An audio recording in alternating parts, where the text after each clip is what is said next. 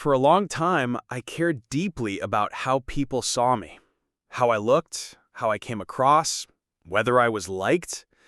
On the outside, it looked like I had it together, but inside, it felt empty. There was this constant anxiety, this quiet belief that I wasn't good enough, that I didn't deserve love, and that my life wouldn't feel complete without someone. So I kept showing up, smiling, holding it all together, while inside I felt broken, lost, incomplete.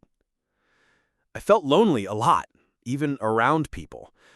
I told myself I wanted companionship, but what I really wanted was deeper connection, to be seen, to be felt, to be understood.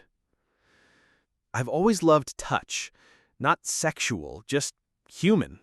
A hug, a hand, a moment of closeness. It made me feel real, even if just for a second. But most of the time, I was hiding behind a version of myself. Composed, controlled, trying to be someone who had it all figured out. And the truth is, I never learned how to express what I needed. I didn't know how to say, "This is how I feel. This is what I need from you." Instead, I stayed silent and expected people to just know. Like they could read my actions, my energy, my presence. But people aren't mind readers. So I kept feeling unseen, not realizing I was never fully showing myself. At one point, I even convinced myself I was perfect, better than others. But that wasn't confidence. It was protection. Because underneath it all, I didn't know how to face what was really missing. And that's when things started to change. Not all at once, but slowly. I stopped focusing on how I looked on the outside and started paying attention to what I felt on the inside.